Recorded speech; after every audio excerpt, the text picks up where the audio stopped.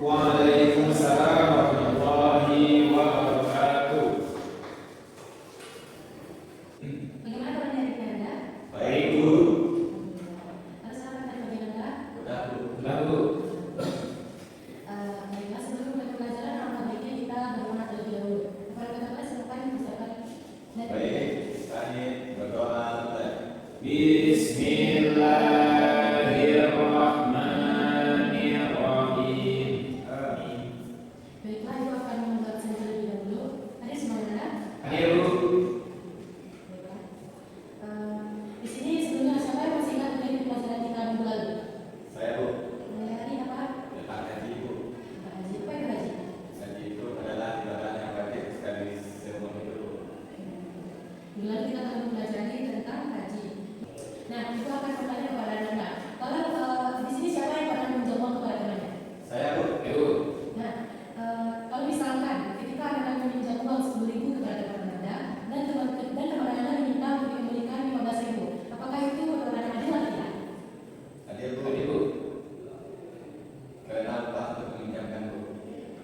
Dan beberapa yang adil. Iya. Nah, jadi berarti sih ada tambahan kan? Ya, Bu. Ada tambahan, Bu. Apakah tambahan itu diperbolehkan di dalam Islam? Tidak, Bu. Tidak, Bu. Nah, maka dari itu itulah tujuan dari pembelajaran kita hari ini, yaitu mengetahui kenapa tambahan di dalam suatu pinjaman itu tidak diperbolehkan dan kenapa Islam melarangnya. Nah, hari ini kita akan mempelajari tentang yang namanya riba. Nah, Ibu akan menggunakan metode pembelajaran program berdasarkan nilai KPR, di mana nantinya Anda itu akan dibagi menjadi dua kelompok. Dan dalam kelompok itu Anda akan diberikan suatu permasalahan dan nantinya akan Anda diskusikan. Setelah didiskusikan, Anda akan berangkat ke depan. Baiklah, sekarang Ibu membagi Anda ke dalam dua kelompok. Kelompok satu yaitu Anda tadi, kelompok dua Abil dan Ali. Ibu. Nah, di sini ada lembar kerjaan juga. Nanti silakan didiskusikan.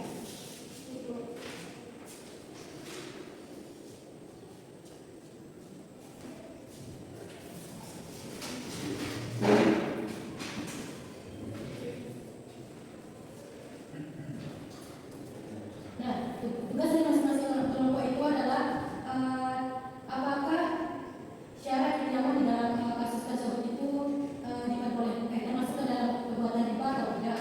Silakan berikan alasannya dan berikan apa saran Anda tentang perilaku atau yang dilakukan oleh alif tersebut. Silakan didiskusikan. Ibu.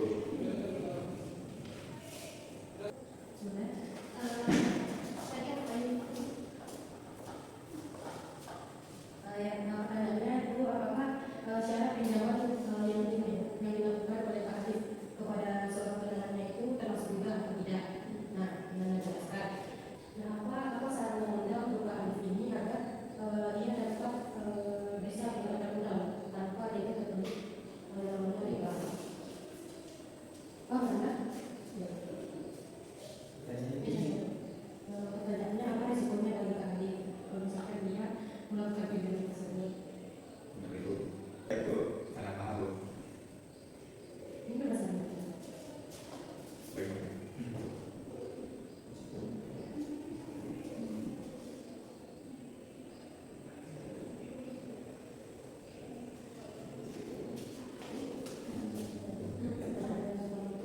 apakah syarat pinjaman tersebut termasuk riba? Apa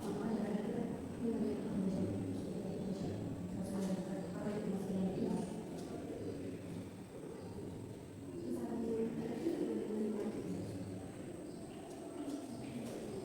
Semua itu memberikan saran Anda tentang agar Bapak Alif tidak agar Bapak Alif ini tidak terlibat namanya riba. Ibu. Itu tidak. Ibu.